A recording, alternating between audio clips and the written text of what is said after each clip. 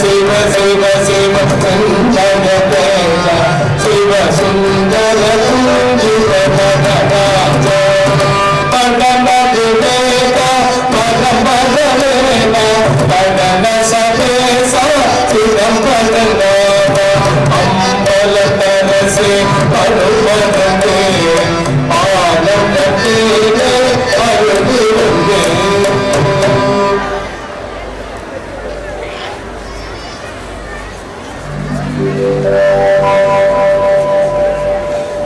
நாடகம் ஹரிச்சந்திரன் காட்சி 1 இடம் தேவேந்திர தர்பார் பங்கிடுவோர் தேவேந்திரன் வசிஷ்டர் விஸ்வாமித்திர முனிவர் தர்பாருக்கு வசிஷ்டரும் விஸ்வாமித்திர முனிவரும் வருகிறார்கள்.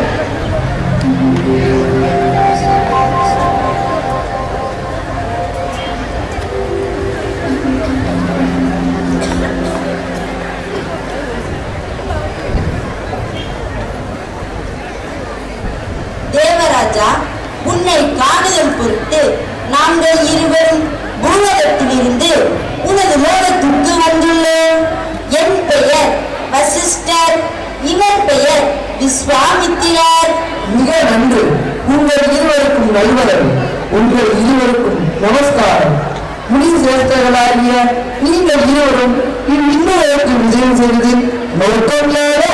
தேவராஜா, பூலோக வாழ்க்கையையும் சொர்க்கலோக வாழ்க்கையையும் சீர்தூக்கி பார்த்து அவைகளுக்கு உள்ள தரங்களை தெரிந்து கொள்ள விரும்புகிறோம். இவ்விரண்டையும் சீர்தூக்கி பார்ப்பது எதற்காக? சொர்க்கலோகத்தை அடைய பூலோகவாசிகள் விரும்புகின்றனர். ஆனால் பூலோக வாழ்வை சொர்க்கலோகவாசிகளாகிய நாங்கள் கூறப்பொழுதும் விரும்பவில்லை. தேவேந்திரா, நீ இங்ஙனம் கூறுவதில் கருத்து மிக இருக்கிறது. சான்றோர்களுடைய கருத்தை நாங்கள் கவனத்தில் வைத்துக் கொண்டு பூலோகம் சொர்க்கலோகம் ஆகிய இரண்டையும் சீர்தூக்கி பார்க்க விரும்புகிறோம். அப்படியே செய்யுங்கள். இவ்விண்ணனில் உள்ள விருப்பத்தை நான் விரைவில் சொல்லிவிடுகிறேன். விண்ணராகிய எங்களுக்கு இழப்பும் வளர்ச்சியும் உண்டு. ஆனால் தேயும் மழையும் கிடையாது. நாங்கள் அமரண்டப்படுகிறோம். இந்த பேரினை ஒரு பேராக நாங்கள் மதிப்போம் அல்ல. நெடுநாள் தனக்கு சாவு இல்லை என்று உணர்ந்திருப்பவன் ஞானத்துறையிலோ அருள் துறையிலோ முயற்சி எதையும் எடுத்துக் கொள்வதில்லை. ஒரே பிறவியில் மண்ணுலக ராசி ஒருவன் மிக கீழ்நிலையில் இருந்து மகோன்னத நிலைக்கு மேல் நோக்கி போக முடியும். தேவராஜா, இப்பொழுது வசிஷ்டர் முனிவருக்கு சான்றாக நீங்கள் என்ன எடுத்துக் கொள்ளலாம்? நான் நில உலகில் சத்திரியனாக பிறந்தேன். இதே பிறவியில் பிரம்மரிஷியாக வேண்டும் என்று விரும்பினேன். அதற்காக அரும்பாடுபட்டேன். கடும் தவறுகள் புரிந்தேன். எத்தனையோ நடுவுகளில் தவறுகள் எழுதி கீழ்மையில் விழுந்ததும் உண்டு. ஆயினும் முயற்சியை கைவிடவில்லை. திரும்ப திரும்ப முயன்று என்னை பக்குவப்படுத்தி இந்த பிரம்மரிஷிகளை எட்டியுள்ளேன். இத்தனை முன்னேற்றத்துக்கு உங்களுடைய சொர்க்கலோகத்தில் இடமுண்டா? முனிவர்களே, நீங்கள் இருவரும் எனக்கு இப்பொழுது எடுத்து இறங்கியுள்ள இன்னொரு பெருமையை எடுத்தும் எனக்கு அறிவுறுகின்றன. விஸ்வாமித்திரரே, இப்பொழுது உண்மை போன்று பெருவிடம் கொண்டு நெருங்கடியில் முயற்சி பண்ணி வருகிற மானுடன் வேறு யாராவது உண்டா? ஆம், ஹரிச்சந்திரன் என்னும் அரசன் ஒருவன் இந்நாளில் அயோத்தியில் ஆட்சி புரிந்து வருகிறான். அவன் சத்திய விரதம் பூண்டுள்ளவன். எக்காரணத்தை முன்னிட்டும் சத்தியத்தில் நின்று அவன் பிசகுவதில்லை.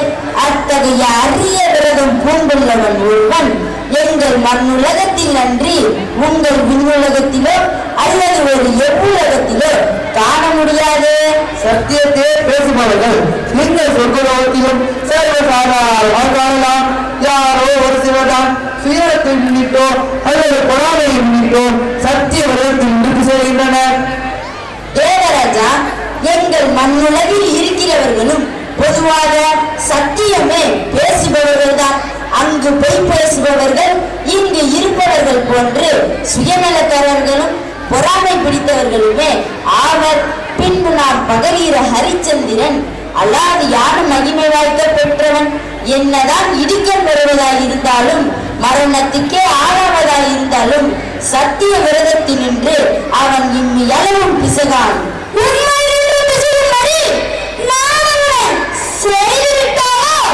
வேண்டுமானால் முயன்று பாருங்கள், தோல்வி உங்களுடையதே ஆகும். பிறகு அதை குறித்து நீங்கள் வருந்த வேண்டி வரும்.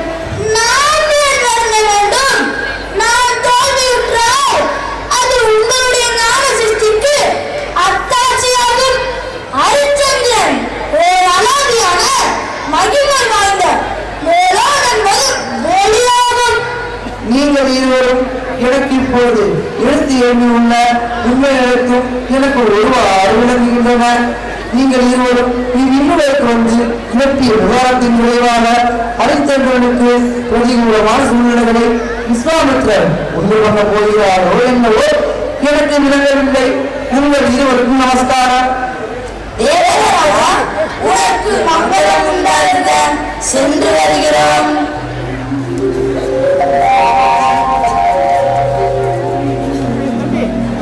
காட்சி 2. இடம் அரண்மனை. பங்கு பெறுவோர் ஹரிச்சந்திரன், சந்திரமணி, தேவராஜன், விஸ்வாமித்திர முனிவர். சேனாதிபதி, மந்திரி.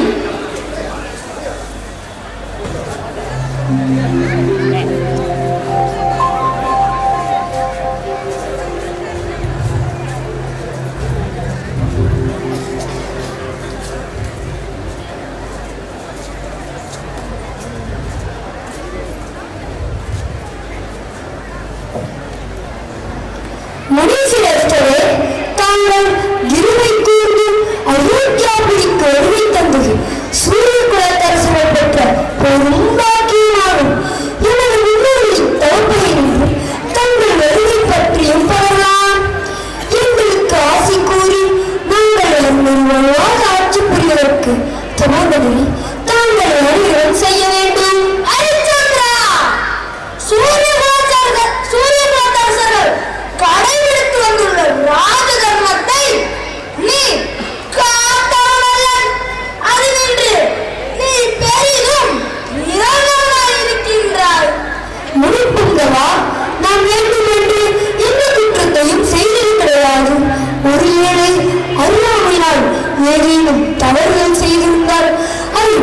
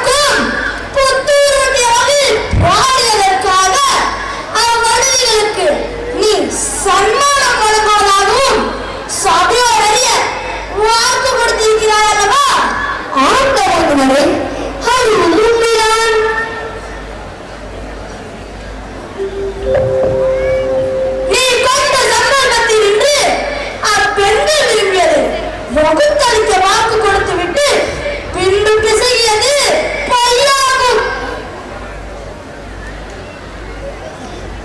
முனீஸ்வரர்களே, அந்த மடங்கேறுவதற்கும் நான் சன்மானம் கொடுக்க செய்திருந்தேன். ஆனால் அவர்கள் கேட்டதை கொடுக்க மறுத்ததினால் நான் சத்தியகுலத்தில் இன்று வெளியேறனாக மாட்டேன். அது எப்படி? விஸ்வாமிகுலத்துக்குரிய வெண்குடையை பெரியத்து தைரியற்றவர்களுக்கு அதை நான் எடுத்து வரும்போது முறைமையாகாது. அப்படி நான் எடுத்து கொடுத்தாலும் சூரிய குலத்தரசர்களுக்கு இழுத்து செய்த குற்றம் என்னை ஏவந்து சாரும். எனவே எங்களுக்குரிய வெண்குடையை கொடுக்க மறுத்ததினால் அது சத்தியகுலத்திற்கு விரோதமாகாது. சரி, அதற்கு ஈடாக அப்பெண்கள் விரும்பிய இரண்டாவது வேண்டுதலும் நீ ஏன் நிறைவேற்றி வைக்கவில்லை? நீங்கள் இருவரும் விரும்பியதை தருகிறேன் என்று வாக்கு கொடுத்துவிட்டு பின்னும் மறுத்தளித்தது முறையாகாது. உண்மையில் நீ பொய்யன், குலக்கேடன். முனிப்புங்களா, என்னை மன்னித்தருளும். நான் பொய்யனும் அல்லன், குலக்கேடனும் அல்லன். சத்தியவர்களுக்கு சிறியனும் இசையானும் அல்லன். அந்த மரபியலினரும் என்னை மணந்து கொள்ள இருக்கிறார். அப்படி முறை தவறி காமம் கொள்கின்றவர்க்கெல்லாம் காமத்தை பூர்த்தி பண்ணியிருப்பதற்கிணங்குவது அறச்செயலாகாது. நான் சத்தியவர்களுக்கு வலியன் அல்லன் என்பதை நிரூபிக்கிறேன். என்னிடத்திலிருந்து நீங்கள் எதை கேட்டாலும் அதை தன்னிடத்தே மகிழ்வுடன் ஒப்படைக்கிறேன். உன்னிடமிருந்து எதை நான் கேட்டாலும் அதை எனக்கு கொடுப்பதாக நீ இப்பொழுது கூறியுள்ளாரல்லவா? ஆண்டவர்களே, அப்படிதான் நான் மனம் ஒன்று கூறியிருக்கிறேன். அப்படியானால் உனது நாடு, நகர், மந்திரியாளர், சேனை, செல்வம் ஆகியவற்றையெல்லாம் எனக்கு தானமாக கொடுத்துவிடு. தவிர்த்தனரே, இது செல்வம் யாருவது? இதையெல்லாம் நம்மளிடம் ஒப்படைப்பது முற்றிலும் பொருத்தம். சந்திர சூரியன் அறிய, பரம்பொருள் அறிய, பிரபஞ்சம் முழுவதும் அறிய, நம் நாட்டில் இருக்கிற ராஜ்யம்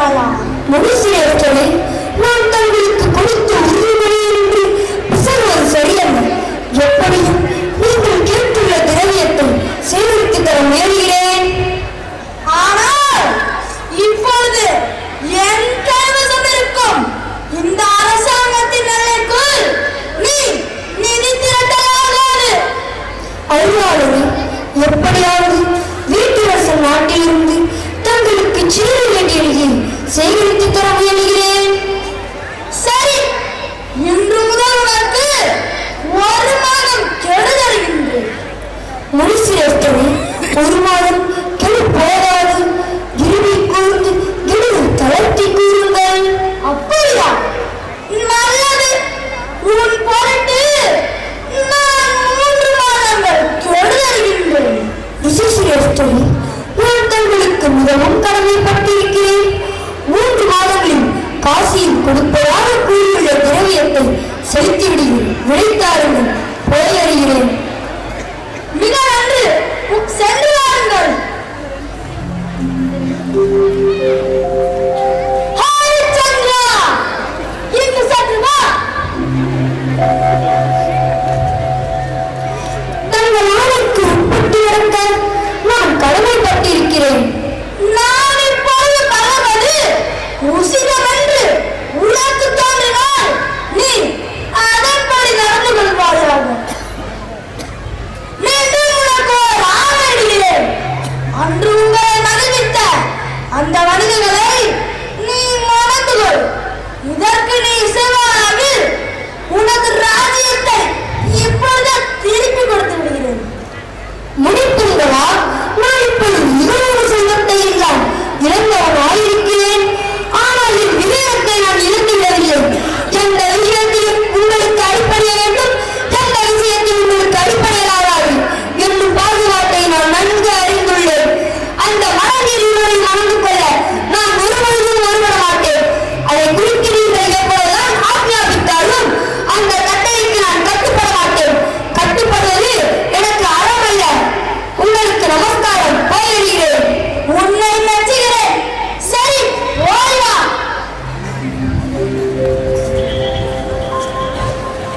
இவனுடைய இந்த தீர்மானம் பாராட்டத்தக்கது. தேவேந்திரனும் வசிஷ்டரும் முடிந்ததில் கருத்துணக இருக்கிறது.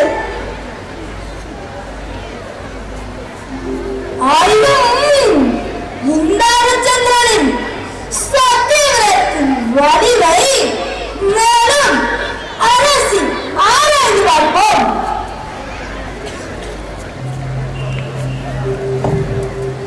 காட்சி 3. இவன் காசியில் விஸ்வநாத ஆலயம். பங்கு பெறுவோர் ஹரிச்சந்திரன், சந்திரமதி, தேவதாசன். காசியில் ஹரிச்சந்திரனும் சந்திரமதியும் தேவதாசனும் விஸ்வநாத தரிசனம் செய்கின்றனர்.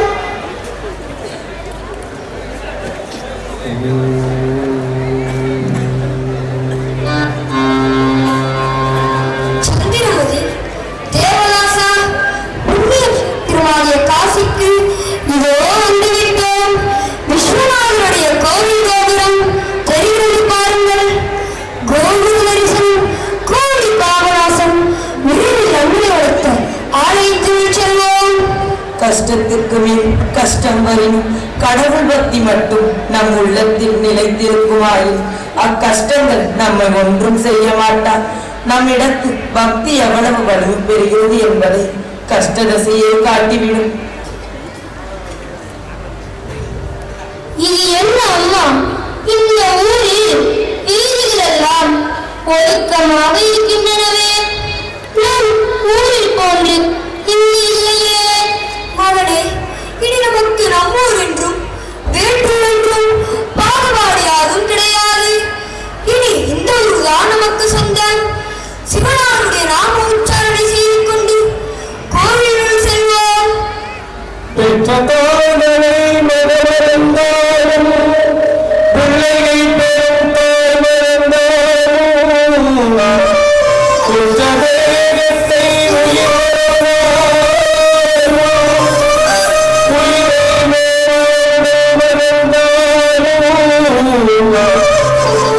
கற்ற நெஞ்சம் கலை மறந்தாலும் கண்கள் நின்று வைப்பது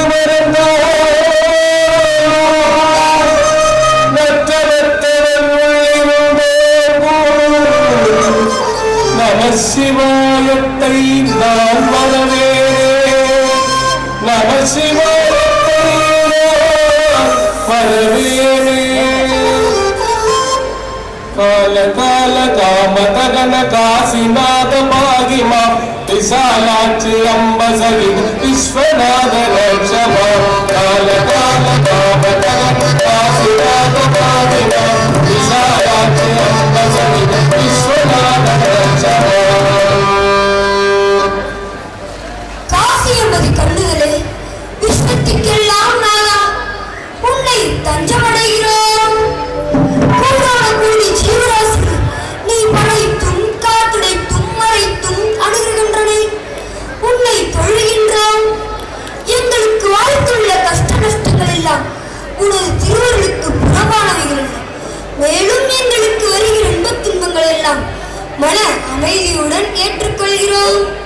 எங்களுக்கு ஆசை கூறி நாங்கள் அறநெறியில் நின்று அணுவளவாக மாறாதிருக்கும்படி நீ அனுகிரகம் செய்வாயாக. தேவாதி தேவா, மும்மூர்த்திகளின் முதல்வா, பல பிறவிகள் நாங்கள் செய்துள்ள பாவங்களை எல்லாம் பரிகரித்தருள்வீராக. அடியேங்கள் மீது அனுகிரகம் வைப்பீராக. என் கணவர் சத்திய விரதத்தில் நின்று சிறிதேனும் விசகாதிருக்கும்படி அருள் புரிவீராக. பதிவிரதா தர்மத்தில் நின்று நான் இம்மையளவும் விசகாதிருக்கும்படி அருள் புரிவீராக.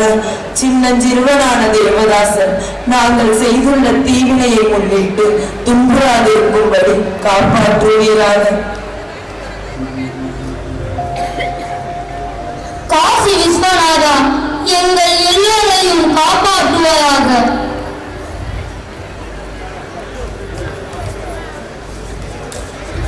காட்சி 4. இடம் காசி. பங்குடுவர் ஹரிச்சந்திரன், சந்திரமணி, தேவதாசன், விஸ்வாமித்திர முனிவர். காசியில் காசிக்கும் வகையில்லாத திரைத்தல்.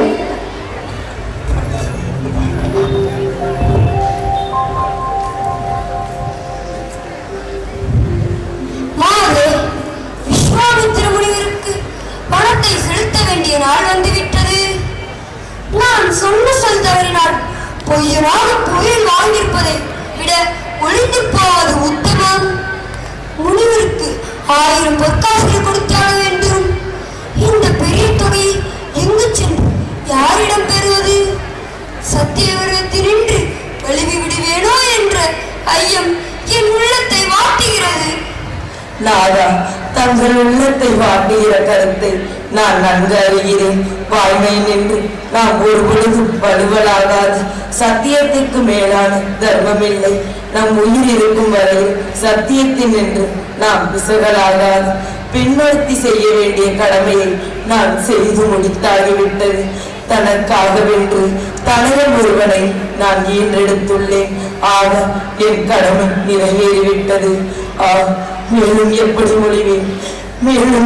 மொழிவேன்? என்னை யாருக்காவது அடிமையாக விட்டு அது நின்று வரும் வருவாயினால் ரிஷிக்கு தாம் நிறைவேற்ற வேண்டிய கடனை தீர்த்து விடுவோம். நமது நிலைமை இத்தகைய பரிதாபகரமானதாகிவிட்டதா? வாழ்க்கை துணையாக உன்னை விலைப்பொருளாக விற்பதா? இக்கருத்தை வெளியிட உனக்கு முன்னம் எங்கனம் துணிந்தது? அம்மா, என்னால் பசியை பொறுக்க முடியவில்லை. என்னால் உழைகிறது, செய்கிறது. உண்மையாவது பண்டம் வாங்கி தாருங்களே. ஐயோ, நம் இணைப்பை இப்படி வந்து மூடிவிட்டதா? ஹரிச்சந்திரா, கோலை போன்று காதலிக் கொண்டிருக்க வேண்டாம். ஆணவனை போன்று நிமிர்ந்தது. பெண்பாவை போன்று காதலிக் கொண்டிருந்தால் கடலை கட்ட முடியாது. சொன்ன சொல் காப்பதுதான் உன் கருத்து என்றால் இப்பொழுது எனக்கு செலுத்த வேண்டிய நிதியை செலுத்திவிடு. அல்லது நீ சத்தியவல்ல என்பதை ஒத்துக்கொள். அப்படி ஒத்துக்கொண்டால் நீ பட்ட கடனில் நின்று உன்னை நான் இப்பொழுதே விடுவித்து விடுகிறேன். முடிப்புங்கவா, நான் சிறிது மனம் குழம்பி போயிருக்கிறேன் என்பது உண்மையாயினும் என் ஆண்மையை நான் காற்றில் விட்டவன் அல்லேன். நான் சத்தியவிரதத்தில் இதுவாரும் இம்மையளவும் பிசகியது கிடையாது. உன்னுடைய பேச்செல்லாம் மிக பெரிதாய் சிரேஷ்டரே, தாங்கள் முடித்துக் கொள்ள வேண்டாம். சாந்த சொருவியாயிருங்கள். எப்படியும் அஸ்தமன வேலைக்கு முன்பே தங்களுக்கு சேர வேண்டிய நிதியை சேகரித்து தந்து விடுகிறேன். இன்னும் சில மணி நேரங்களில் நான் பார்த்து விடுகிறேன். பணமும் கையுமாக இன்று பொழுது மணிக்கு முன்பு நீ வாராவிடில் உன்னை நான் பொய்யனாக்குவேன். பிராணசகி, இனி நாம் குழம்பிக் கொண்டிருப்பதற்கு அவகாசம் இல்லை. நம் உயிர் இருக்கும் வரை நாம் அறநெறியின்றும் ஒழுக்கத்தினின்றும் விசரலாகாது. நம் ராசியில் முழுவதையும் தானமாக கொடுத்து விட்டோம். நாம் படைத்திருந்த செல்வத்தை எல்லாம் பரித்தியாகம் செய்து விட்டோம். இனி நமக்கு சொந்தமாக இருப்பது உடலே. உடலோ சாஸ்வதமாக நம்மோடு இருப்பதென்று எப்பொழுது வேண்டுமானாலும் அழைத்து போகலாம். சத்தியத்தை விடாது கடைபிடித்தால் சத்தியம் நம்மை காக்கும். நம் மூவரையும் யாருக்காவது அடிமைகளாக விட்டு வேண்டிய பணத்தை பெற்று ரிஷிக்கு சேர வேண்டிய கடனை தீர்த்து விடுவோம். பிராணநாதா, இனி வீண் பொழுது போக்கிக் கொண்டிருக்க நேரமில்லை. யாருக்காவது நம்மை அடிமையாக்கிக் கொண்டு அது நின்று வரும் வருவாயினால் கடனை தீர்த்து விடுவோம்.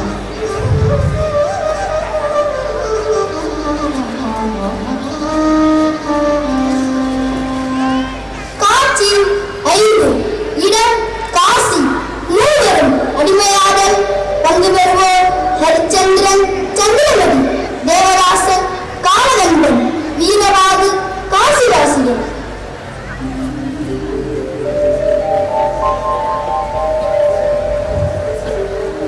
காசிவாசிகளே, காசிவாசிகளே, எனது விண்ணப்பத்தை கேளுங்கள். நான் கொஞ்ச காலம் வரையில் அயோத்திக்கு அரசனாய் இருந்து வந்தேன். என் பெயர் ஹரிச்சந்திரன். என் ராஜ்யம் முழுவதையும் விஸ்வாமித்திர முனிவருக்கு தானமாக கொடுத்து விட்டேன். மேலும் அவருக்கு நான் கடன்பட்டவனாயிருக்கிறேன். அக்கடனை தீர்க்க வேறு வழியொன்றும் இல்லாததனால் என் மனதில் சந்திரமதியை மைந்தன் தேவதாசனை அடிமைகளாக விற்கிறேன்.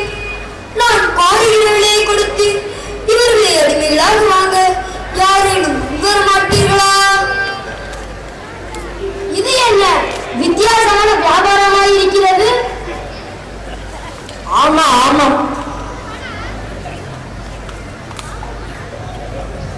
ஓய் மரியா, உன் செயல் விந்தைக்குரியதாக இருக்கிறது. இருக்கட்டும் இருக்கட்டும், என் இல்லத்திற்கு வேலைக்காரவர்த்தி இருக்கிறது. சிறுவர்களையும் கையாளப்பது அவசியமாக இருக்கிறது. நீ வேட்கையில் கல்விக்கின்றார். இவர்கள் இருவரையும் நான் வாங்க வேண்டும். இவர் என் வீட்டுவர்களை ஒன்றாக செய்வாரா? எனக்கு விசிறி வீசவும் கைகால் பிடிக்கவும் சில்லறை வேலைகளை செய்யவும் இச்சிறருக்கு ஏமா? ஆம் பெரியோரே, நீங்கள் எதிர்பார்க்கிறபடி தாயும் மகளும் ஆகியவர்கள் இருவரும் உமது வீட்டு வேலைகளை மிக திறமையாக செய்வார்கள். இவள் எனக்கு வாழ்க்கை பற்றுள்ள மங்கை, பதிவிரதா தர்மத்தினின்று சிறிதேனும் பிசகாதவள். இவள் விளைப்பொருளாக விற்கப்படுகிறாள் என்றால் அறநெறியின்றும் ஒழுக்கத்தினின்றும் சிறிதேனும் பிசகாதவள். தர்மப்படி என்னென்ன வேலை செய்ய வேண்டும் என்ற நிலை ஏற்பட்டிருக்கிறதோ அதையெல்லாம் இவள் ஒழுங்காக செய்வாள். இச்சிறுவனும் அப்படியே உமக்கு கையாளாக இருப்பான். சரி, இருவரும் என் வீட்டு வேலைக்கு ஒத்துழைப்பு போடுதான் தெரிகிறது. இவர்களை பொறுத்து நீ கோல் விளையாடு. ஐயனே, நான் இப்பொழுது ஒரு நெருக்கடியில் அகப்பட்டுக் கொண்டிருக்கிறேன். 1000 பொன் கிடைத்தால் அதில் கடனை தீர்க்க உதவும். விலை மதிப்பு போட முடியாதவர்கள் இருவரையும் அவசரத்தை முன்னிட்டு இச்சிறிய விலைக்கு விற்கிறேன். அடே அப்பா, இவரை பெரிய விலை கொடுத்து எதிர்பார்த்தபடி நான் செய்யாது எங்காக போட்டி கொண்டேன்னா அது எனக்கு தான் பெரும் நஷ்டம். கொஞ்சம் விலை குறைக்கலாங்களா?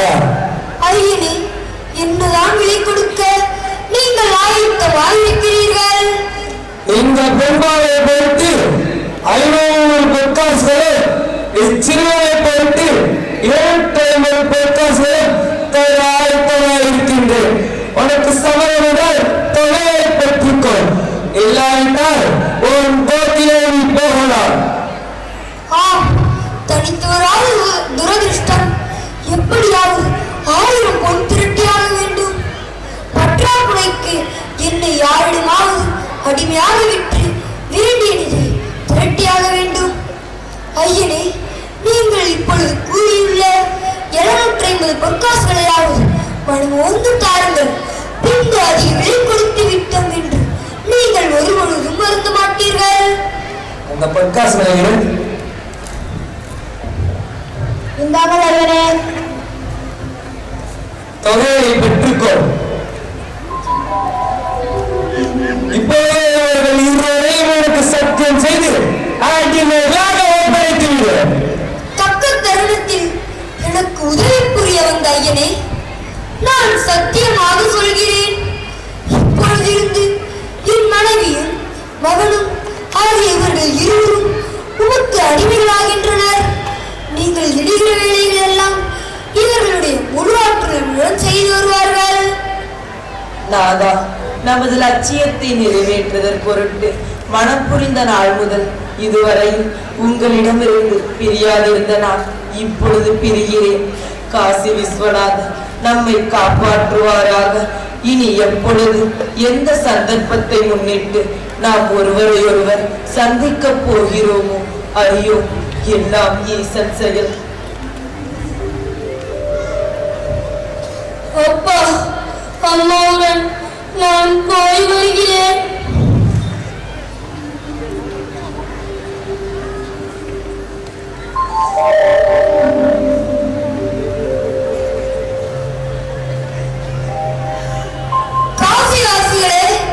காசிவாசிகளே, எனது விண்ணப்பத்திற்கு சிறிது செவிசாயுங்கள். நான் கொஞ்ச காலம் வரையில் அயோத்திக்கு அரசனாய் இருந்து வந்தேன். என் பெயர் ஹரிச்சந்திரன். என் ராஜ்யம் முழுவதையும் விஸ்வாமித்திர முனிவருக்கு தானமாக கொடுத்து விட்டேன். இன்று அஸ்தமன வேளைக்கு முன்பு அதற்கு 1000 பொற்காசுகள் கொடுத்தாக வேண்டும். என் மனைவியையும் மகனையும் விற்று 250 பொற்காசுகளை பிரித்தெடுத்து ஆய்விட்டது. இன்னும் 250 பொற்காசுகள் தேவையாயிருக்கிறது. அதற்கு மேல் பொன்னாசை எனக்கு இல்லை. இடையில் வேறு பேச நேரமில்லை. யாராவது 250 பொற்காசுகளை கொடுத்து என்னை அடிமையாக்கிக் கொள்ளுங்கள். மகரிஷியிடம் நான் செய்து கொண்டுள்ள உடன்படிக்கை நின்று என்னை விடுவித்துக் கொண்டு தங்களிடம் வேலைக்காரனாக வந்து சேருவேன். அப்படியா? இது ஏனப்பா நூதனமான வியாபாரமாக இருக்கிறது. உனக்கு இப்போதேதான் 250 பொற்காசுகள் தருகிறேன். உன் உடன்படிக்கை இன்றி உன்னை விடுவித்துக் கொண்டு என்னிடம் வேலைக்காரனாக வந்து சேர்வாயா? நான் கொடுக்கும் அனைத்து வேலைகளையும் கிரமமாக செய்வாயா? காசிவாசியே, மக்களுக்கு பயன்படுவதுமாய் இருக்கிறதும் தர்மத்துக்கு ஒத்ததுமாய் இருக்கிறது எந்த வேலையாயும் நான் வஞ்சகமில்லாத செய்வேன். ஐயனே, எனக்கு தேவையாயிருக்கும் தொகையை இப்பொழுது கொடுத்து உதவி புரிவீராக. உன் பேச்சை நம்பி இதோ பணத்தை செலுத்துகிறேன். சொன்ன சொல் தவறாது என்னிடம் வந்து சேர். காசியில் கீழ்ப்புறத்தில் இருக்கும் சேரிக்கு வந்து வீரமாக வீடு எங்கே என்று கேள். என் வீட்டை அங்குனக்கு யாரும் காட்டிக் கொடுப்பார்கள். பிறர் விஷயத்தை அப்புறம் பேசிக் கொள்வோம். இப்போது உனக்கும் அவசரம், எனக்கும் அவசரமாக இருக்கிறது. போகிறேன். அப்பா, என்னை ஒரு நெருக்கடியில் நின்று காப்பாற்றிய உண்மை நான் ஒரு நாளும் மறவேன். உமக்கு நன்றியுடையவனாயிருப்பேன். விரைவில் உமது வீட்டுக்கு வேலைக்காரனாக வந்து சேருவேன். இதோ போய் வருகிறேன்.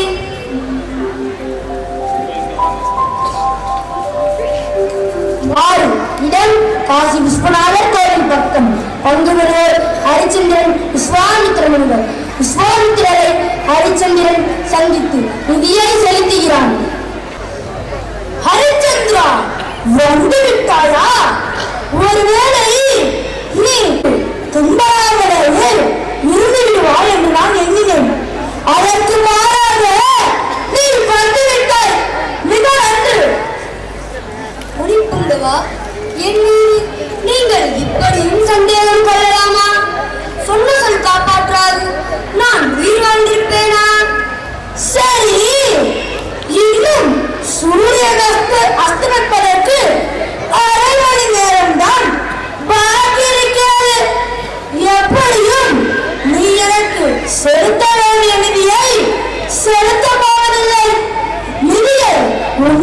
செலுத்த வினாள் என்று இயம்புவதற்குதானே இம்மாலை வேளையில் நீ இன்று புறப்பட்டு வந்துள்ளாய்.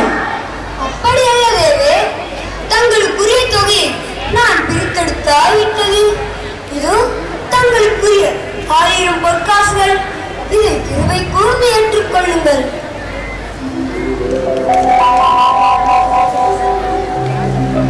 நான் உங்களுக்கு வாக்கு கொடுத்தபடி கடைசி நாளாகிய இன்று சூரிய அஸ்தமன வேளைக்கு முன்பே என் கடனை தீர்த்து விட்டேன். சத்தியவிரதத்தை நிறைவேற்றுவதற்கென்று தங்களுடன் தெய்வாதீனமாக பிடிக்கப்பட்டிருந்த நான் இப்பொழுது விடுவிக்கப்படுகிறேன். என்னை ஆசீர்வதித்து அனுப்புங்கள். என் புதிய எஜமானிடம் நான் போய் சேர்ந்தாக வேண்டும்.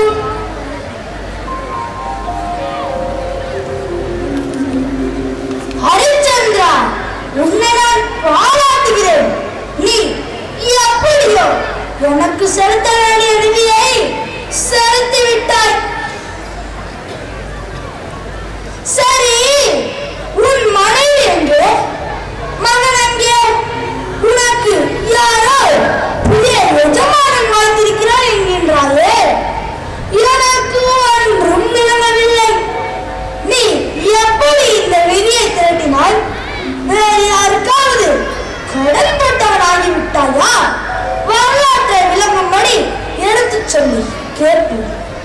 தவசிரேஸ்வரி, நான் இப்பொழுது யாருக்கும் கடன்பட்டவன் அல்ல. என்னிடம் எஞ்சியிருந்ததை விட்டு தங்களுக்கு சேர வேண்டிய நிதியை தீர்த்திருக்கிறேன். உன்னை அல்லாத்தில் நின்று வெறுமனத்தான் அனுப்பி வைத்தேன். எனக்கு தெரியாது ரத்தினங்கள், ஆபரணங்கள் முதலியவற்றை எடுத்துக்கொண்டு வந்து விலைக்கு விட்டாயா என்ன? அருளாளரே, ஜடப்பொருளாக இருக்கிற ரத்தினத்தையும் ஆபரணத்தையும் நான் அயோத்தியிலிருந்து கொண்டு வரவில்லை. தங்கள் அறிய உணர்வறிய நாங்கள் 3 வீரர்கள் பொருளொன்றுமில்லாது புறப்பட்டு வந்தோம். எங்கள் 3 வாழ்க்கை எங்களுக்கு சொந்தமாயிருப்பதை தாங்கள் அறிவீர்கள். எங்கள் வாழ்க்கையை மற்றவருக்கு மனமோது விலைக்கு விட்டுவிட்டோம். சொன்ன சொல் தவறாத புருஷா, உன் துணிவை நான் பெரிதும் பாராட்டுகிறேன். ஆனால் நீ இப்பொழுது பகர்வது ஒன்றும் எனக்கு விளங்கவில்லை. எனக்கு விளங்கும்படி விஷயத்தை தெளிவாக எடுத்துச் சொல்லி கேட்போம். மகானுபாவரே, சந்திரமதியும் தீவதாசனையும் காலரம்பை நீண்டும் காசி கிராமத்தில் ஒருவருக்கு அடிமைகளாக விற்று அந்தனிடமிருந்து 750 பொற்காசுகளை பிரித்தெடுத்தேன்.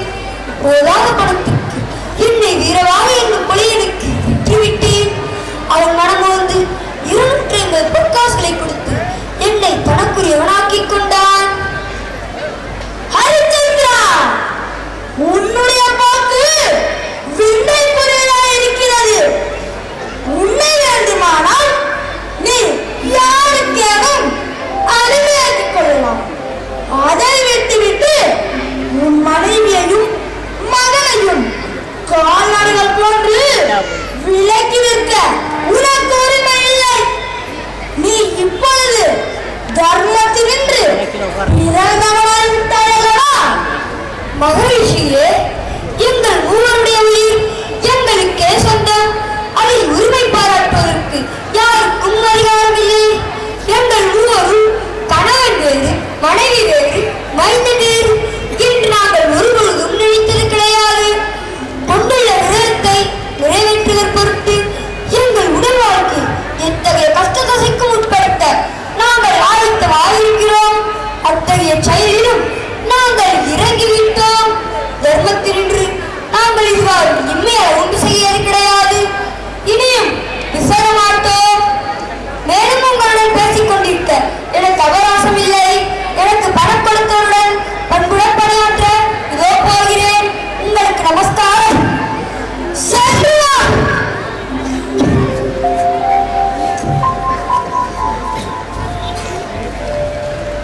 என்ன விந்தை இது? இதுவரை நான் செய்த சோதனைகளை எல்லாம் சமாளித்து இந்த ஹரிச்சந்திரன் அவனுடைய சத்திய விதத்தில் நிலைத்து நின்றவனாயிருக்கிறான். இனி வரப்போகிற சோதனைகளை சமாளித்து அவனுடைய சத்திய விதத்தில் நிலைத்து நிற்பானா? ஆகியவற்றையெல்லாம் மறைமுகமாக இருந்து கண்காணித்து வருவோம்.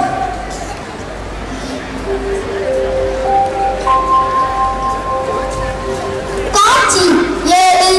இடம் காசி.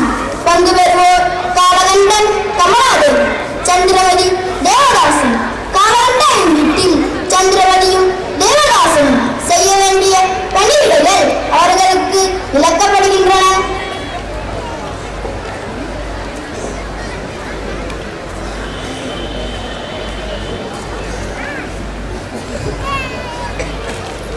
ஏதோ காரியமாக கடை வீதிக்கு சென்ற நமது அகமுடையார் அதோ வந்து கொண்டிருக்கிறார். ஆனால் அவரை பின்தொடர்ந்து யாரோ ஒரு மாதரிசியும் ஒரு சிறுவனும் வருகிறார்கள். அவர்கள் யாராக இருக்கக்கூடும்? நம் கணவனார் இங்கு வந்தால் விஷயம் விளங்கிவிடும்.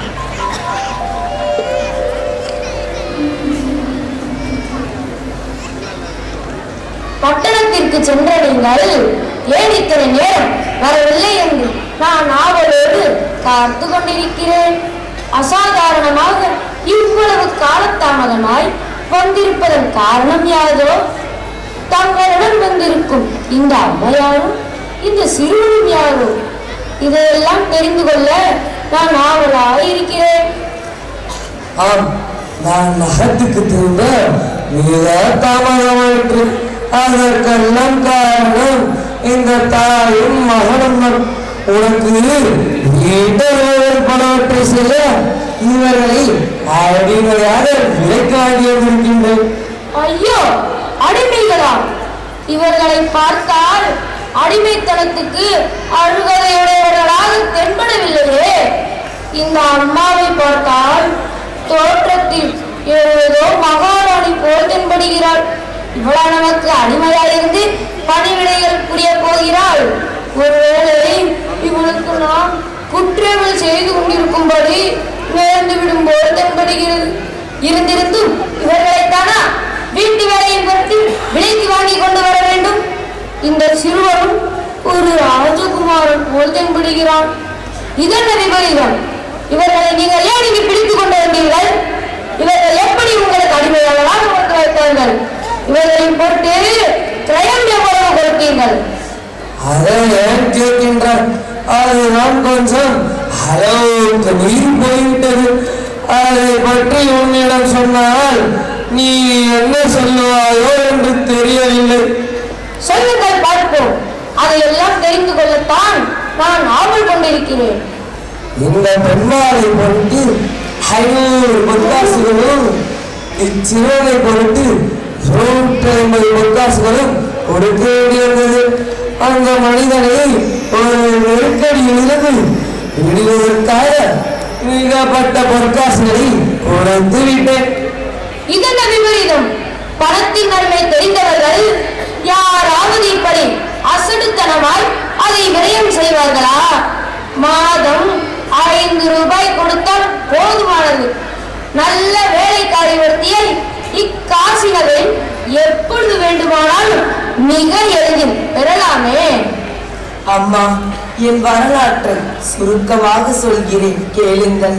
நீங்கள் உத்தேசித்தபடி நான் அயோத்தியாவிற்கு அரசியாயிருந்தேன்.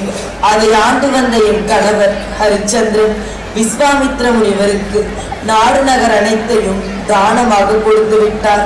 மேலும் அவருக்கு கொடுப்பதாக கூறியிருந்த செல்வம் எங்கள் கைவசமில்லை. சத்தியம் தவறாத என் கணவர் விஸ்வாமித்திரருக்கு தாம் செலுத்துவதற்கு தேவையாயிருந்த செல்வத்தில் பெரும் பகுதியை எங்களை உங்கள் வீட்டிற்கு விலைக்கு விற்று பெற்றுள்ளார். நானும் என் மகனும் இனி உங்கள் அடிமைகளே. நீங்கள் இடும் வேலைகளை முழு மனதுடனும் முழு ஆற்றலுடனும் நாங்கள் இருவரும் செய்வோம். எங்களை முன்னிட்டு பணம் வீண் விரயம் ஆகிவிட்டதே என்று நீங்கள் கவலைப்பட வேண்டாம். நீ செய்ய வேண்டிய வேலைகளை எல்லாம் நான் எடுத்துரைத்தால் நீ மலைத்து போய்விடுவாய். ஆயினும் இனி நீ அதையெல்லாம் செய்துதான் ஆக வேண்டும். என்னவோ எங்கள் அகத்து பணம் வீண்விரயம் செய்யப்பட்டது என்று எனக்கு தோன்றுகிறது. சரி, உன் பெயர் என்ன? உன்னை நான் என்னவென்று அழைப்பது? என் பெயர் சந்திரமதி. நீங்கள் சந்திரமதி என்று அழைக்கலாம், அல்லது உங்களுக்கு தோன்றினால் வேறு பெயரிட்டும் அழைக்கலாம். உனக்கு பெயர் வைத்துக் கொண்டிருக்க எனக்கு நேரமில்லை. நான் சொல்லுகிற வேலைகளை எல்லாம் நீ கவனித்து கேட்டுக்கொள். சொல்லுகிறேன். காலை 4 மணிக்கு நாங்கள் எழுவதற்கு முன்பே நீ எழுந்திருக்க வேண்டும். பாத்திரங்களை எல்லாம் துலக்கிவிட்டு கங்கா ஸ்நானம் செய்து கொண்டு வர வேண்டும். அதன் பிறகு நம் மகத்தின் 3 பக்கங்களிலும் சாணமிட்டு கோலம் போட வேண்டும். அதன் பிறகு நாம் பூஜை பாத்திரங்களை எல்லாம் துலக்க வேண்டும். நந்தவனத்திற்கு சென்று உனது மகன் பூஜைக்கு மலர்கள் கொய்து வர வேண்டும். அதன் பிறகு நம் கை குழந்தை அலாதிருத்தல் போட்டு நீ பார்த்து கொள்ள வேண்டும். தேவைப்படும் போதெல்லாம் கடைக்கு சென்று சாமான்கள் வாங்கி வர வேண்டும். பிற்பகலிலும் பாத்திரங்களை எல்லாம் துலக்கி துப்புரவாக்க வேண்டும். என்ன, இதையெல்லாம் ஒழுங்காக செய்து விடுவாயா? தாயே, 2-3 தினங்களில் உங்கள் கிரகத்தில் இருக்கின்ற அன்பர்களை எல்லாம் நான் அறிந்து கொள்வேன். குறிப்பறிந்து நீங்கள் ஆணையிடுவதற்கு மேற்பட்டு வேலைகளை செய்கிறேன். எங்களை முன்னிட்டு நீங்கள் செலவழித்த செல்வம் வீண் போகவில்லை என்று விரைவில் உணர்வீர்கள். மிக நன்று. உன் தரத்தை நான் 2 நாளில் கண்டுகொள்வேன். இப்பொழுது நீ பாத்திரங்களை துலக்க போகலாம். சரி தாயே.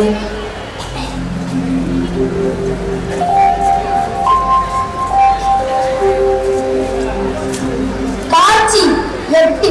இடம் வீரவாதி வீடு. பங்கு பெறுவோர் ஹரிச்சந்திரன் வீரவாதி.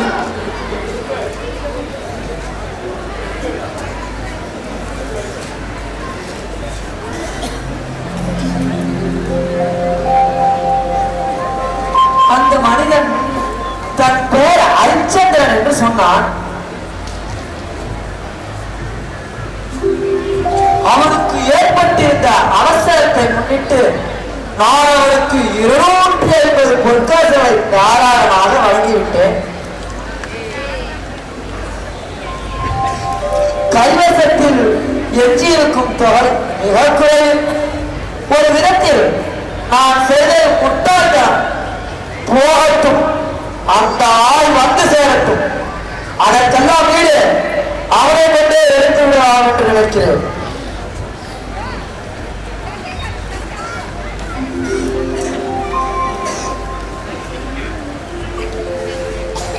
ஓ, சொந்த செல்படி வேலில் வந்து விட்டாயா?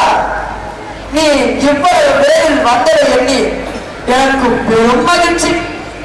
இப்பொழுது நீ என் வேலைக்கு ஓரமாவது உதவுவாயா என்பதுதான் கேள்வி.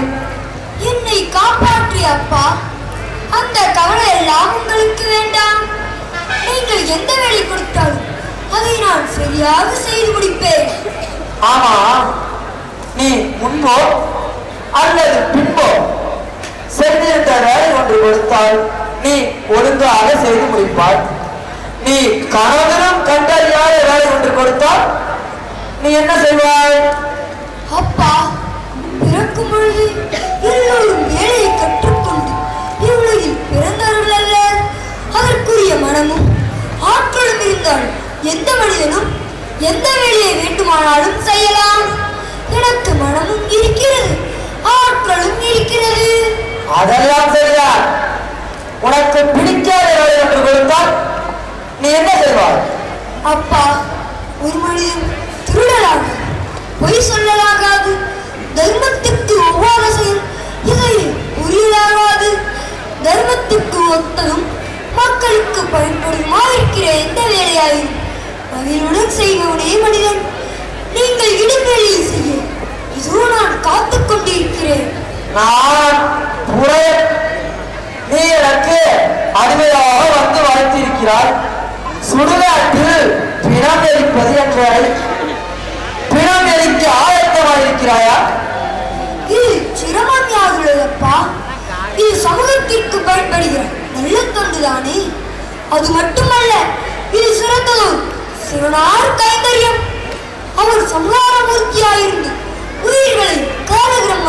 மறந்து விடுகிறார். இனம் இருப்பவன் அவருடைய பணிவிடைகளை செய்கிறான். இந்த வேலையை நான் மகிழ்வுடன் ஏற்றுக்கொள்கிறேன். நீ இப்படி சொல்றது எனக்கு என்னவோ திருப்தியாக இருக்கிறது. எனக்கு சேர வேண்டிய காசு பணம், வாய்க்கரிசி, 3 முளைத்துண்டு ஆகியவற்றை எல்லாம் என்னிடம் முறையாக கொடுத்து விடுவாரா, அல்லது அதில் ஏதாவது கோர்மாடுகளை கையாள ஆரம்பித்து விடுவாரா? இந்த தொழிலில் அத்தகைய ஆகையாதான் உன்னை கொஞ்சம் சந்தேகம். நீ பொய் சொல்லாது எனக்குரியதெல்லாம் என்னிடம் கொடுத்து விடுவாயா? அப்பா, சத்தியத்துக்கென்று என் உடல், பொருள், ஆவியெல்லாம் ஒப்படைக்கப்பட்டிருக்கிறது. இதுவாரும் நீங்கள் என்னை குறித்து சிறிதும் சஞ்சலப்பட வேண்டாம். நீங்கள் செய்து வந்ததை விட மசாலா கிருத்தியங்களை நான் மிக அக்கறையுடன் செய்து வருவேன்.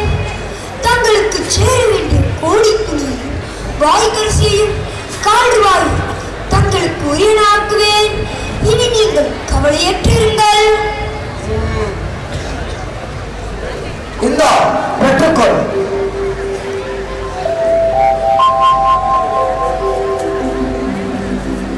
காட்சி 9. இடம் காலகண்ட என் வீடு.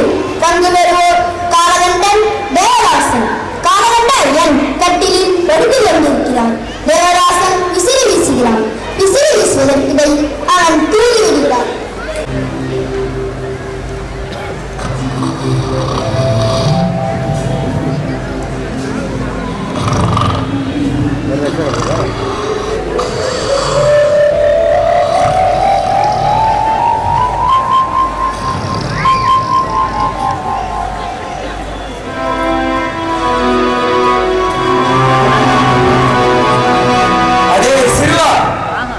இவ்வளவு சீக்கிரமாக உனக்கு தூக்கம் வந்து விட்டதா?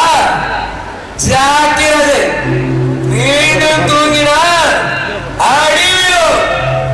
இல்லை எஜமானே, தூங்காது ஜாக்கிரதையாக இருக்கிறேன். சரியாக விசிறி வீசுகிறேன்.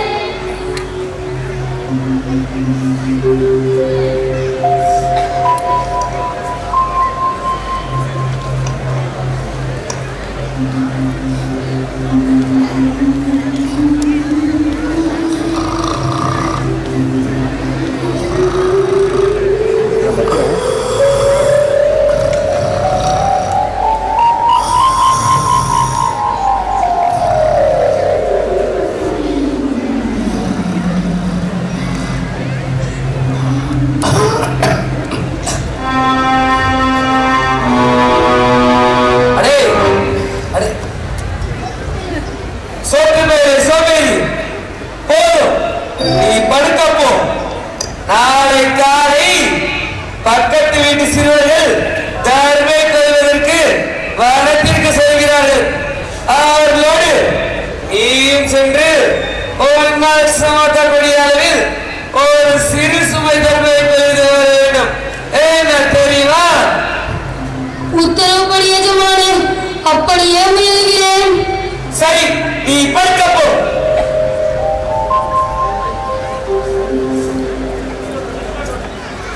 காட்சி 10. இடம் வனம். பங்குவிலோர் தேவதாசன் சிறுவர்கள். சிவநாமனை செய்து கொண்டு சிறுவர்கள் கர்ப்பணிக்க வைக்கப் போகிறார்கள். சதா சிவ கௌரீசா சம்போ சங்கர கௌரீசா சிவ சாம்ப சதா சிவ கௌரீசா கைலாசபதி கௌரீசா சிவ சாம்ப சதா சிவ கௌரீசா காமதான பிரிய கௌரீசா சிவ சம்போ சங்கர கௌரீசா விஸ்வநாத கௌரீசா சிவ சம்போ சங்கர கௌரீசா சிவ சம்போ சங்கர கௌரீசா.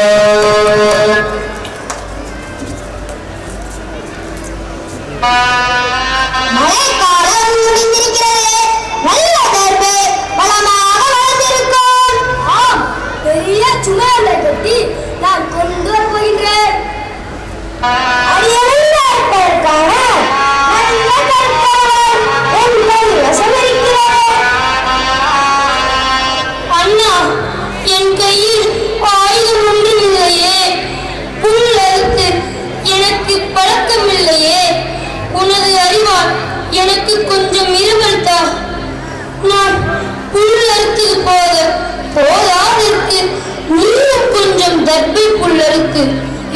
உதவி செய்வாயா?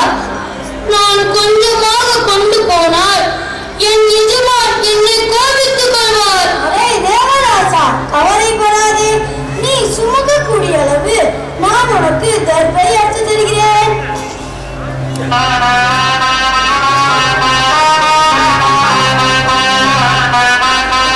விட்டானே.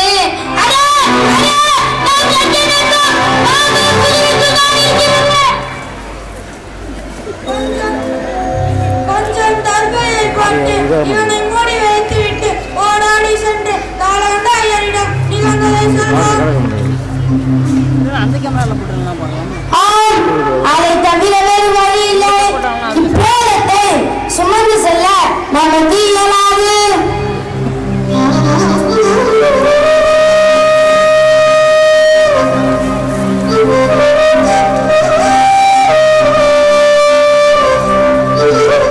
இதில் சந்திரமதி அழைகிறார்.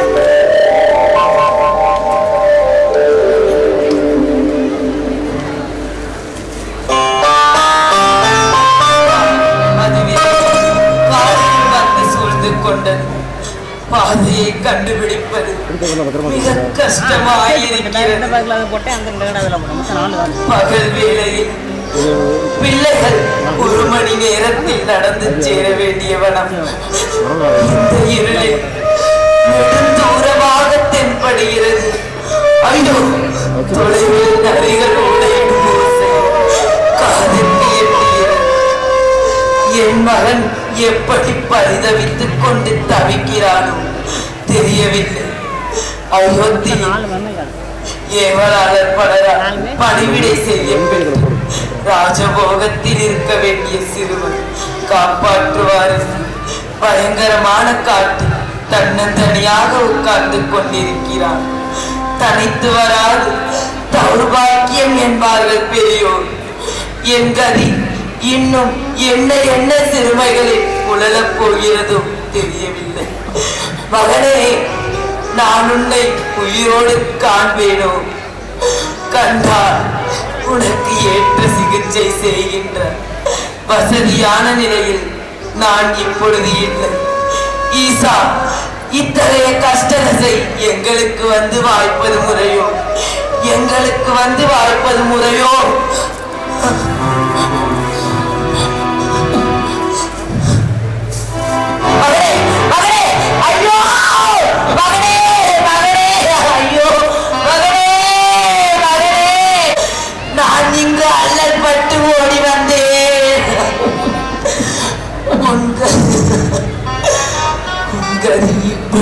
ஆகுமா? உன்கது இப்படியும் ஆகுமா? உயிர் துறக்கும் பொழுது நீ எப்படி பதறினாயோ? கவனிப்பாரின்றி அனாதையாக உயிர் துறப்பது உன் கதியாயிற்றே, உன் கதியாயிற்றே. எப்பொழுதாவது உன் தந்தை என்னை சந்தித்து என் மகன் எங்கே என்று கேட்டார். அதற்கு நான் என்ன பதில் சொல்வேனடா? அதற்கு நான் என்ன பதில் சொல்வேன்? தந்தை தாயை இழந்தேன், தரணி அரசிழந்தேன், சத்தியம் தவறா என் சாமியையும் இழந்து மன்னனே நதியில்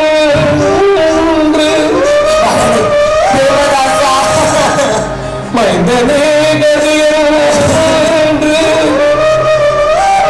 பருவங்களை மறந்து மதிவாதிருந்தால் தீங்கு மனதில் எல்லாம் அடவியில் துணிந்து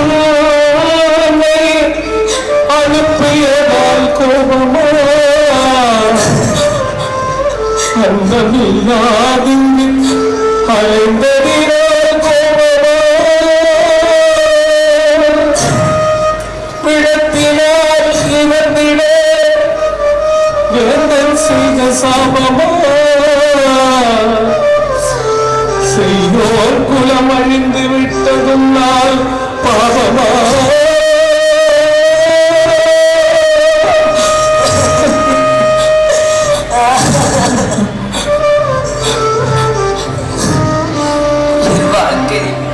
எனக்கு பற்று ஒன்றுமில்லை. உன்னை தொடர்ந்து இந்த உடலை உகுத்து விட்டு மரணத்தை ஏற்கும் துணிவு எனக்கு உண்டு. ஆனால் அதற்கு எனக்கு சுதந்திரம் இல்லை. காலகண்ட ஐயருக்கு நான் விலைக்கு விற்கப்பட்டும் விலையான பிறகு தற்கொலை செய்து கொண்டால் விலைக்கு வாங்கியவரிடம் பொய் பேசியவராவோ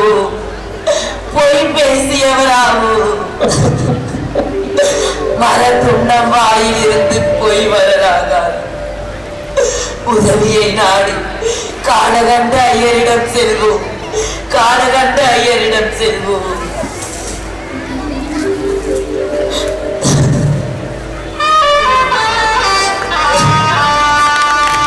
காட்சி 12. இடம் காலகண்ட ஐயன் வீடு. பங்கு பெறுவோர் காலகண்டன் சந்திரனும். ஐயனே,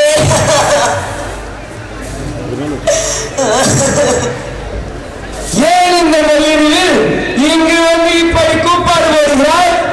எங்களை காப்பாற்றி வருகின்ற காவலா, என் அருமை குழந்தை தேவதாசன் மடிந்து போனார். மகனை பறிகொடுத்த மகா பாதகி ஆகிவிட்டேன். சரி, நீ அடுத்தவர் என்ன? உன் மகன் சடலத்தை நீ என்ன செய்கிறாய்? அதை வீதியில் வைத்துவிட்டு தங்களை காண ஓடோடி வந்தேன். இந்த ஆபத்தில் தாங்கள் தான் உதவி புரிய வேண்டும். உன் மகன் மடிந்து போவது உனக்கு ஏற்பட்ட நஷ்டத்தை விட பெரும் நஷ்டம் என்னுடையதாகிறது. மேலும் உதவி வேண்டும் என்கின்றாயே, அவனுக்கு உயிர் கொடுக்க என்னால் முடியுமா? அந்த சடலத்தை மயானத்தில் வைத்து தகனம் செய்ய வேண்டி இருக்கிறது. காசு ஏதும் இல்லாது விறகு கட்டைகள் பெறுவது எங்கெனம் மயான குழிவே கொடுத்தாக வேண்டுமே. அதற்கு கொஞ்சம் காசு கொடுத்து உதவினால் போதும். உங்கள் இருவரையும் விலைக்கு வாங்குவது விடப்பட்ட பெருக்காசுகளை விரயம் செய்துவிட்டு சாதாரண சம்பளம் வைத்திருந்தது கூட பெரும் நஷ்டம் ஏற்பட்டிருக்கிறது. நஷ்டத்திற்குமே நஷ்டமா? பணம் ஒன்றும் தர மாட்டேன். ஒரு காரியத்தை நினைவுபட்டுக் போ. தேவா, ஆபத்து காலத்தில் உதவி புரிவது பெரும் புண்ணியம். லாப நஷ்டங்களை பற்றி ஆபத்தில் இருப்பவரிடம் கூறுவது முறையன்று. மகனை இழந்த துயரத்தில் நான் மதி இழந்தவராய் தவிக்கின்றேன். தகன கிரியைக்கு சிறிது பொருளுதவி செய்யும்படி பரிந்து விண்ணப்பிக்கின்றேன். அனாதைகளுக்கு தகனக்கிரை எதற்காக? மடிந்து போனவன் மகன் சடலத்தை எடுத்து கங்கையில் போட்டுவிட்டு வீட்டு வேலையை கவனிப்பதற்கு விடுவதற்கு முன்பே ஓடுவான். ஒரு தம்பை தர மாட்டேன். என் கண்மணியை தகனிக்கும் விஷயங்களை பார்க்கும்படி, என் பர்த்தாவுக்கு பிராப்தமாக்கும்படி உதவி புரிய மாட்டாயா?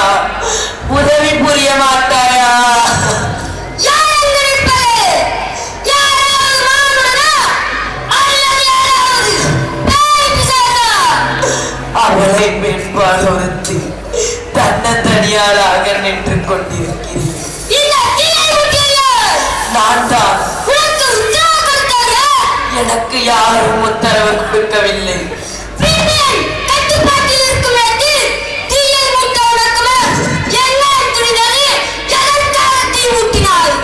நான் ஒரு அனாதை. என் மகன் கோட்டுவனுக்கு இரையாகிவிட்டார்.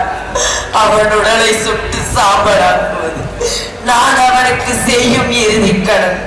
அதை செய்து கொண்டிருக்கிறேன். அப்படியா? இந்த இடத்திற்குள் நுழைவதற்கு முன்பு எனக்கு சேர வேண்டிய கோடி துணியும் வாய்க்கரிசியும் கால் ரூபாயும் செலுத்திய பிறகுதான் உள்ளே வர வேண்டும். நள்ளிரவில் எப்படி திருட்டுத்தனமாக உள்ளே நுழையலாம்? ஐயனே, நான் காசு படைத்தவள் அல்ல.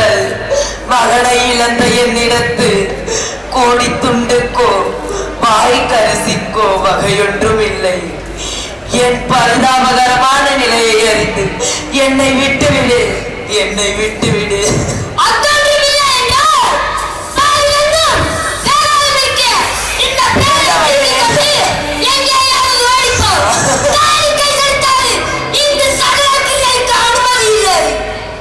ஐயனே, ஏழைக்கு இறங்கலாகாதா?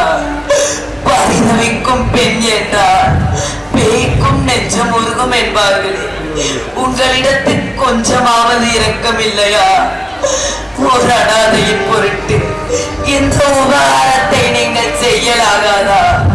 கையில் காசு இருந்தால் உங்களுக்கு செலுத்த வேண்டிய காணிக்கையை செலுத்தார். என் கஷ்டதசையில் உங்களை ஏமாற்ற எனக்கு மனம் வருமா? உங்களை ஏமாற்ற எனக்கு மனம் வருமா?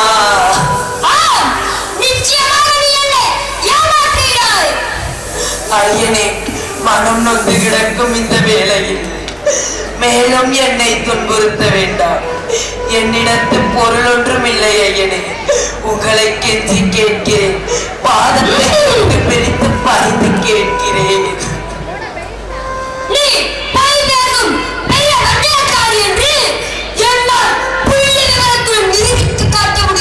நெஞ்சை ஒழித்து ஓர் வஞ்சகம் இல்லை. எல்லாரும் உங்களிடத்தில் கூறியது முற்றிலும்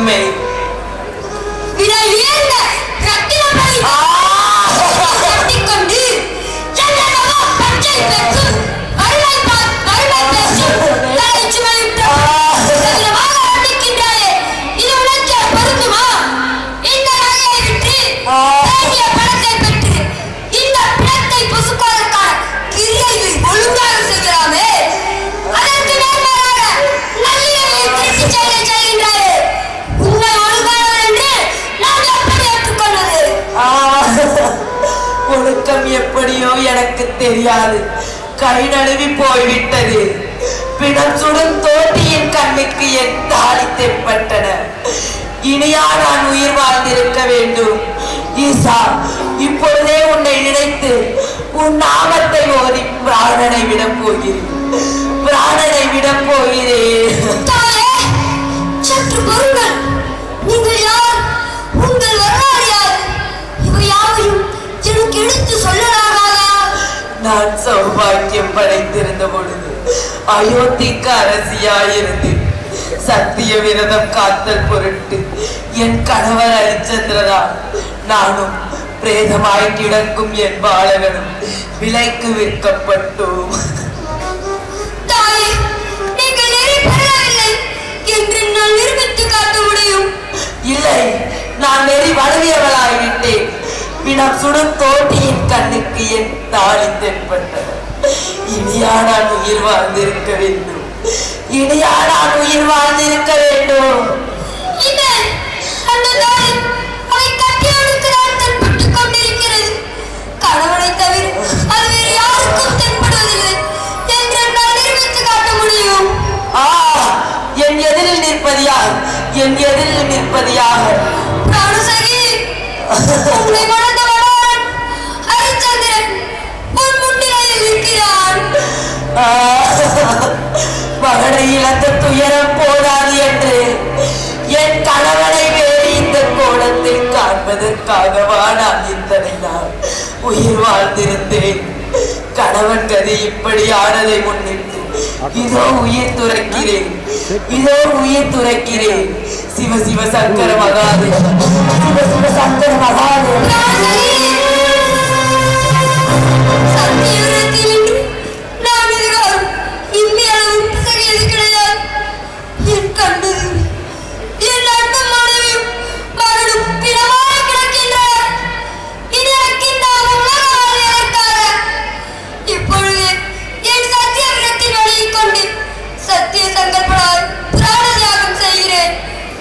சங்கர மகாதேவா,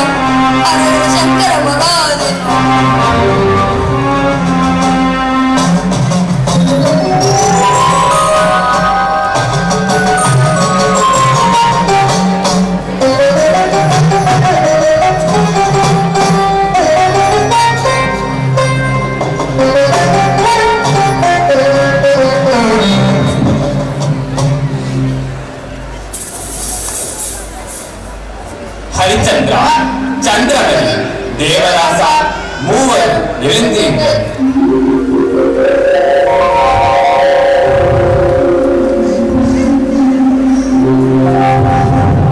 சத்தியத்தில் நின்று சிறிதும் பிறழாதிருக்கும் உங்கள் மூவருக்கும் மீண்டும் உயிர் கொடுத்துள்ளோம். மகனே ஹரிச்சந்திரா, உன் இன்னும் சிறிது காலம் வாழ்ந்திருந்து செங்கோல் செலுத்தி சத்தியத்தின் மகிமை மேலும் நிலைநாட்டிய பின் நம் திருவடி வந்து சேவீர்களாக.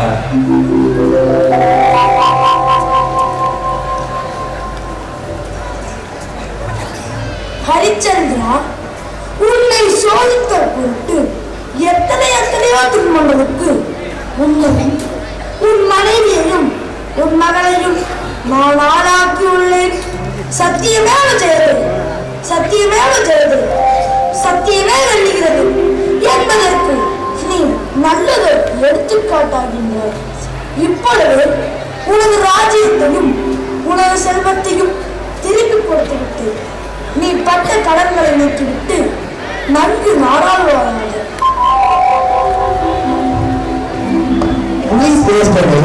தேவலோகத்தில் காண முடியாத முன்னேற்றத்தை இத்திருமுறையில் ஹரிச்சந்திரன் மூலம் காண்கிறேன்.